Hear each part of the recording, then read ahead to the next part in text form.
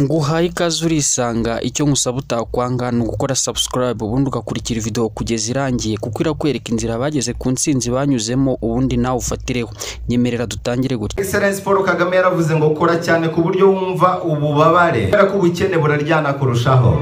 Guhuza nirwo rufunguzo. Muri make igitonyanga gitobora ibuye atari imbaraga ahubwo ari uguhozaho. Nanone ni umusaruro wo gukoresha igihe umuntu agifite imbaraga. Twamenye ko iyo udakoresheje igihe ukiri muto, igihe kigukoresha ushaje. Suko umushimagiza Dashimu ni umuhanga. Abo yashimishije mu ijambo ryahindura ubuzima, indirimbo Gasaro ka Mama n'izindi baramuzi. None se ni gute wari umuhanzi yisanze ari umunyamakuru, umwanditsi w'ibitabo, umubwiriza akaba n'umuhanuzi?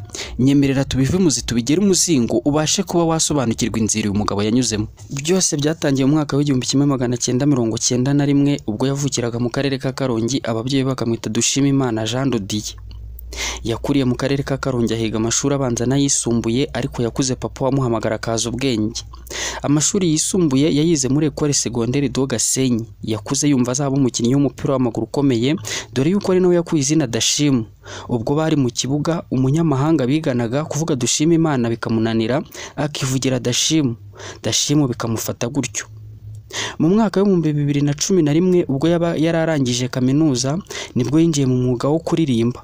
Atangira gukora indirimbo zigiye zitandukanye mwakunze mutari bakeya, aho yakoze indirimbo yitwa Gasaro ka Mama, Kure ni munda, Abakunda umurambo n'izindi zitandukanye. Ndazivuza urazibukura zikumbura, ariko nujya kuri YouTube channel ye _TV nazo urabonaho, dore ko yazigeneye abiyemeje kumukurikirana bakaba abanyamuryango be kuri YouTube channel ye. Niba rero utari umunyamuryango we, nazo urabona. Impano yo kuririmba ifite ishingiro, kuko ni mwishywa Bizimana Roti waririmbye indirimbo yakunzwe n'abatari bakeya yitwa Nitwa Patoro n'izindi zitandukanye. Yaririmbye indirimbo zitandukanye abantu barazikunda cyane, ndetse aba umusitari koko bifatika. Nyuma mu mwaka wa 2012 nibwo yinjiye mu mwuga w'itangazamakuru. Akorera ibinyamakuru bigiye bitandukanye, nkaho twavugamo BTN, TV1, Hot FM, City Radio na Fine FM n'ibindi bigiye bitandukanye. Kuri City Radio niho yamenyekaniye cyane ubwo yatangiye gukora ikiganiro, cyangwa se yatangiye gukora ikiganiro cyitwa Ijambo ryahindura ubuzima, akajya atangira no kugishyira ku rubuga rwe rwa YouTube rwitwa _TV. Sinzi imyaka ufite, ariko uko byagenda kose ntabwo waba utarumva episode nimwe y'Ijambo ryahindura ubuzima, dore yuko yakoze ama episode menshi akavuga ku basitari bagiye batandukanye ibyo bagiye bavuga, baba hano mu Rwanda ndetse no mu mahanga. Yatanze ibiganiro byinshi, kandi ibiganiro yatanze byose byafashije abantu cyane, ku buryo bamukunze bikagera ku kigera hawe n'igikombe, dore ko ibiganiro bye byatwaye n'ibikombe bitandukanye. Mu by'ukuri yakoze ibiganiro byinshi kandi byafashije benshi, baba abanyarwanda n'abanyamahanga. Yakoze ibikorwa by'ubutwari, nta ngingo nimwe wabona atagiye avugaho. Avuga ku ngingo zitandukanye, aho agenda agaruka ku byakozwe n'abaperezida b'ibihugu, ababayeho, abakiriho, ndetse n'abasitari bagiye banyuranye. Akavuga ibikorwa bakoze, yamara kubisobanura, ndetse akavuga n'ibyo bavuze, abantu bagakura ubumenyi. Yanditse ibitabo bitandukanye kandi yigishije benshi, yafashije benshi. Ukunda gusoma ibitabo kuva akiri muto nibyo byamugize inyenyeri imurikira benshi. Ikosa atakora ni ukurara adasomye igitabo. Gusoma ibitabo ntago byamuhaye ubumenyi gusa, kuko byamuhaye n'ubukire. Ubu ni umwe mu bakire kandi abayeho neza. Yasomye ibitabo byinshi akuramo ubumenyi, afasha benshi, ariko nanone abyungukiramo. Ntabwo akora umurimo umwe, akora imirimo igiye itandukanye.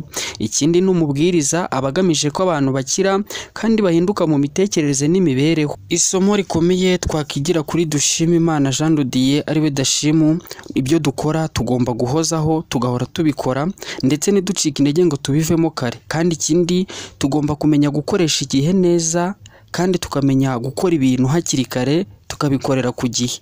Rimwe na rimwe ubusanga abantu bakoresha igihe nabi, cyangwa se bakava mu bintu hakiri kare. Ntugacike intege kare, ndetse uzajye ukomeza uhozeho, ukora igishoboka cyose, nta gucika intege. Ikindi kintu twamwigiraho ni uko natwe twakunda gusoma.